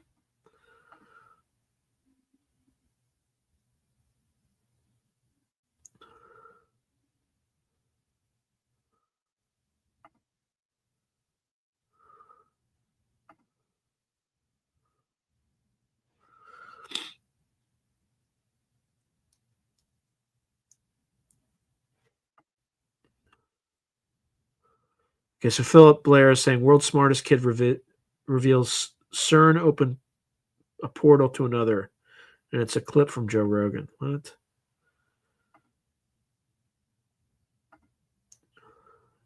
Miss Tasha is saying CERN is scary for more than one reason. I hate to be that way, but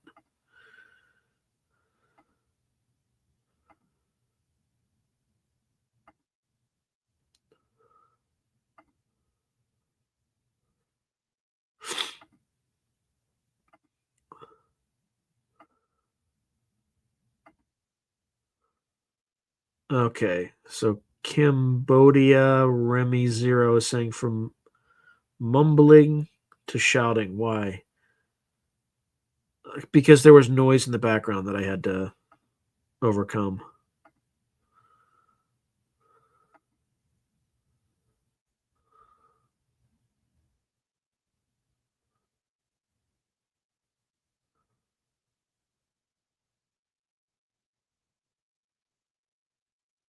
Well, just that. So Urantia 1001, just ask me.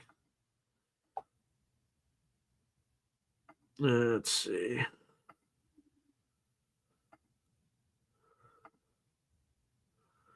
So Miss Tasha saying, I think we all have the potential, but like any other trait, it's more in some but other than others. But like learning to read, we have cultivated, not cultivated learning to do it. We need to in the future. Who, what made the gods? Source. I don't know. It's a good question, Urantia one.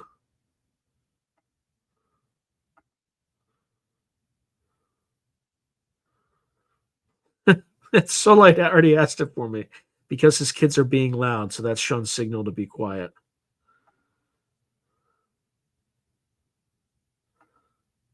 That's 100% correct.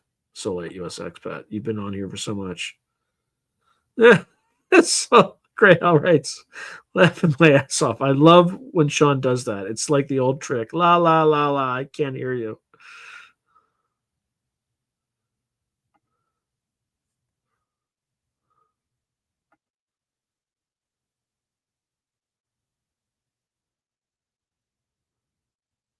Oh, that's weird. So Birdie Ghost, O negative Anunnaki Atlantean bloodline. Intel community monitor people with O negative and certain traits. Left-handedness, hazel eyes. Yeah. So Birdie's Ghost, I am O positive. I have hazel eyes, and I was born kind of left-handed, and my family basically trained me to be right-handed. So, like with in baseball, I bat left-handed. It's very strange, but I'm now right-handed. So, who knows?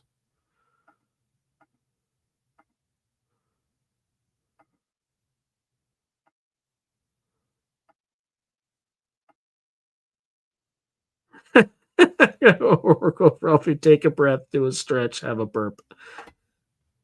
Yeah, this one was long.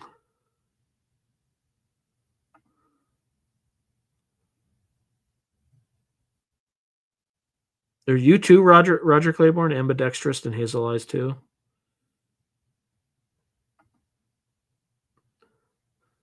Hey, Sally Fourth to Learn, welcome. Writes first time catching your show. Good stuff. I appreciate you. Thank you.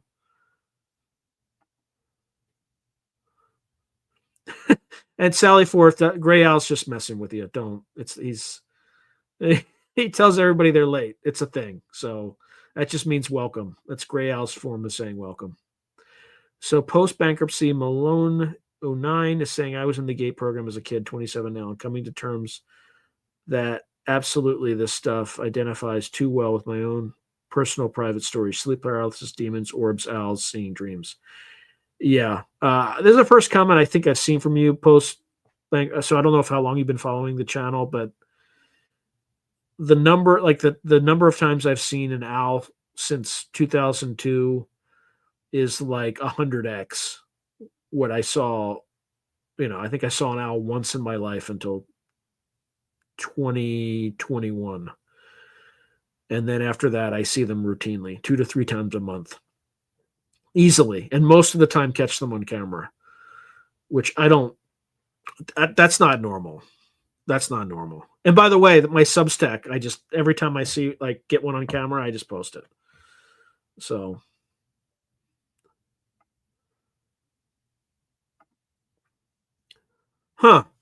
Kimberly Wilson is saying, you can read my story at MUFON, case number 71168. She says, I have Scottish, Irish blood, French, Canadian, and Irish.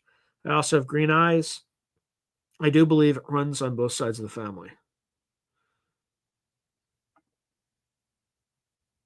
So Birdie's Ghost is saying, ancient Hindus with hazel eyes and left-handed were known as seers, similar thing in Celtic mythology.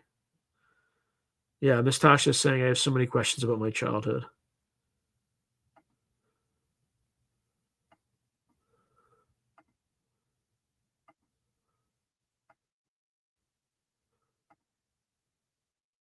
Okay, so post-bankruptcy, Malone is saying, seeing the same entity in Rhode Island that corroborates with the cultural stories of the Zulu peoples is either an amazing coincidence or I banished a demon in my bedroom before puberty. Nice. Crazy Cal is saying, I have Scots, Irish, French, and Cherokee heritage. My mother has red hair and green eyes. I didn't start manifesting my experiences until my mid-40s. Interesting. Yeah, for what it's worth, my ancestry on my father is, there's some Scots Irish there, but also like Irish from the Lynch family. And then on my mother's side, it's like Swiss and German mostly.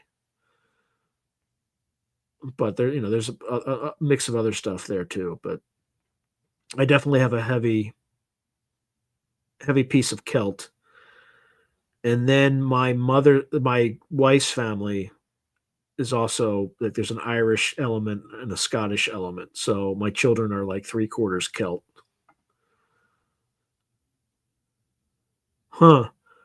Philip Blair said, I read a letter by a dad to his daughter saying goodbye before he was executed during one of the witch trials in Germany centuries ago. Yikes. Hey, thank you, Andy Chung. And by the way, thank you for being a member of the channel for so long. I appreciate you. I really do. So thank you. But yeah, we're almost there. We are almost there. In fact, I'm going to leave this comment on while I check to see kind of right where we are right now. Oh, yeah. So we are 65 subscribers away from hitting the target. So that's great. Although there was a channel that started less than a year ago called Polarity that already reached 100,000. So things like that. I'm not going to disparage the channel because good for him, but stuff like that just makes me angry, not at the person, but just at the process. Because I've been at this is year 4. And Crazy Cal said, I've also had 3 significant head injuries in my life. That's not good. So Spiritual Ascension says, well, you can imagine what happened to me during the Spanish Inquisition. Yikes. Oh, you're RH negative, Crazy Cal. Interesting. Thank you, Tim Beck. Cheers. The dad. Okay, so Philip P. Blair said, I just looked up the letter. The dad was Johannes Junius, and that's 24 July 1628. Bamberg, Holy Roman Empire. Very sad. Spiritual Ascension says, so many innocents lost. He had been the mayor of Bamberg. Yikes. Sirius is back. Yeah. So spiritual ascension says they recruited the dark ones and executed the light ones. All right. There are Greenland sharks still alive today who were around in 1628. Really? There are Greenland sharks still alive today who were around in. Wow. They're so ancient looking. I had actually reached out to him a few weeks ago, and he's like, "Oh, I'm busy, but maybe later." And then I reached out again. Okay, well, how about later? And I haven't heard back. So, like, U.S. Expat is saying maybe Sean can get Dr. Peter Levenda on again. I can't remember if he spoke about how aliens have infiltrated our government in depth on Sean's show. I know. I don't think he has actually.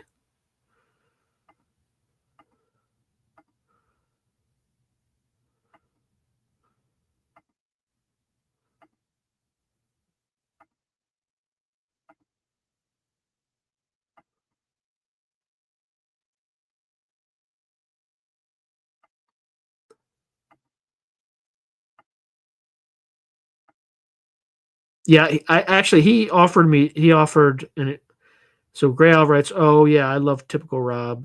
He has been trying to arrange the owl as a gift, but I love that. Yeah, he actually reached out to me. I haven't responded yet. I need to respond. He wants me on the show.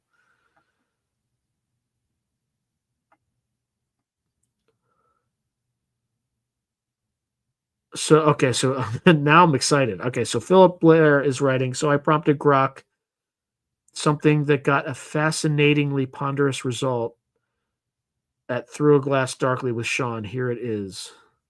Oh boy. Okay, so Philip Blair said, pretending you are from 10,000 in the future, when was the first day of worldwide universal just peace on earth, and how was this achieved? Minimum 500 words. Okay.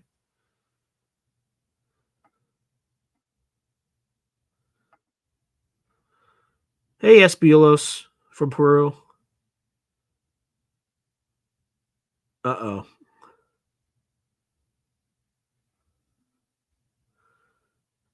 Okay, so Crazy Cal is saying if you're being attacked by an entity channel, your rage and fight back. These things feed off fear.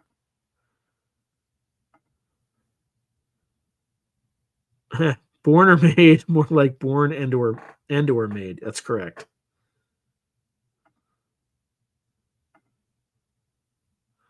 Hey, Kurt W75 writes, "Hey Sean, hope you're doing great tonight, buddy. Thank you, my friend."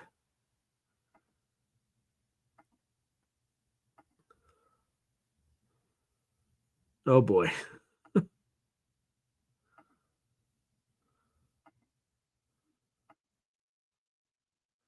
All right, so Sinner 1337 says both a person is born with abilities, then the world gets in his face, dampens abilities.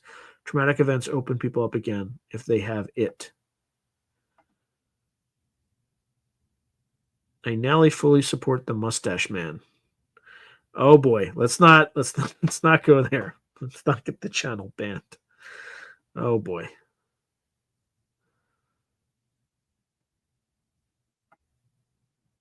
Yeah, it is. It's possible. Philip P. Blair writes, I didn't know that it was possible to force a switch in writing hand unless you're already a bit ambidextrous. Maybe I am. But you do it young enough, you can just retrain your brains. I have no idea.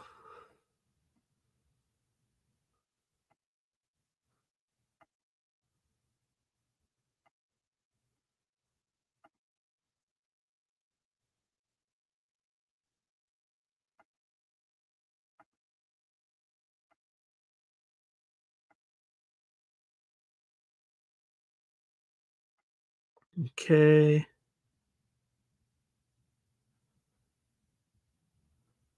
Okay, so NDM saying I've seen a mantis and it gave me intense goosebumps. I still get these goosebumps sent to me, unnatural goosebumps. Okay, so Roger Claiborne says, got to turn on advertisement. YouTube might promote you more.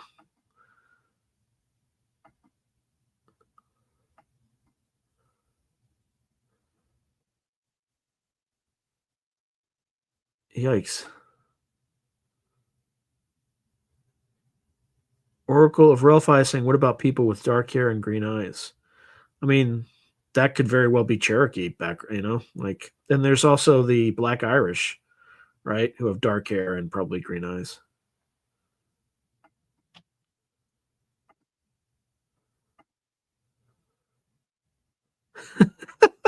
Sean, if you don't work harder, I'm unsubscribing.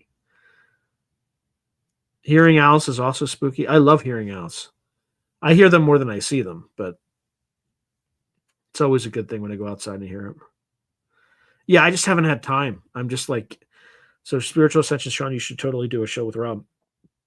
I have before. I haven't. I've been so. So Philip people are saying March 21st, 2147 is the day it gave me. That's interesting. Okay, so Tim Beck says Polarity Channel attracts the TikTok crowd. Sean, nice fella, has a casual, fun vibe. It works, covers ish, already covered. Nice guy. Yeah, he seems like a nice enough guy. But yeah, I don't post on TikTok, so maybe that's why he like quickly reached 100,000.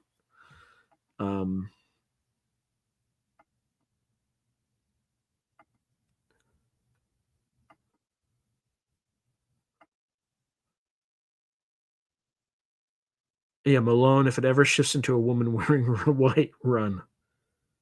That's fair. Oh my God, it's already. Ugh.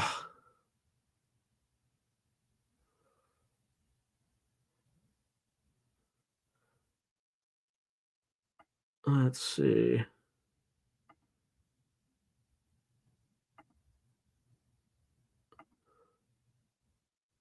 Okay, so Soulite expert, born blonde hair, blue eyes. I'd like to have seriously psi ability.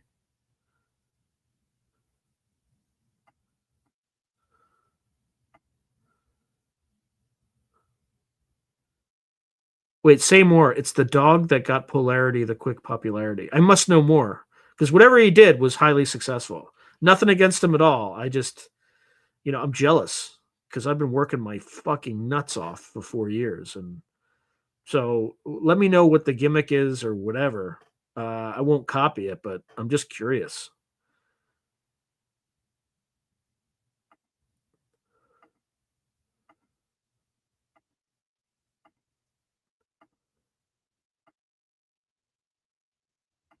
Let's see.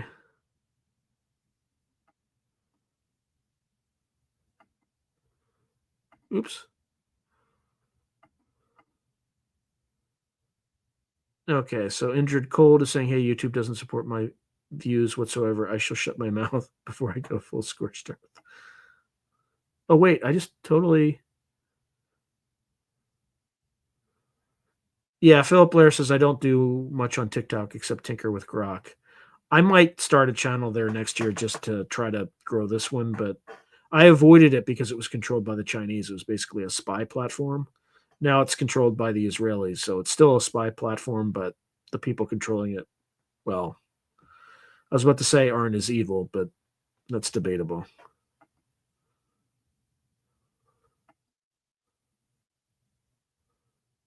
Oh, he keeps Q camera on his dog co-host Suki. Ah, okay. Hey, Kurt, thank you very much. For you, Sean, you have great knowledge and do awesome work. I appreciate you, buddy. Thank you very much. I really appreciate that.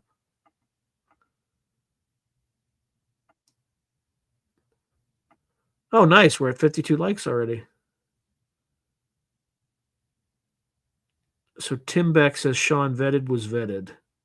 Promotion. Simple. I wish it was that simple.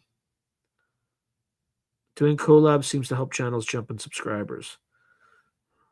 Yeah, I mean, I've tried it with um why am I not remembering? Um Cosmic Road, but he's growing about as slowly as I am, even though he deserves to grow faster. Yeah, Israel's probably slightly less worse than China.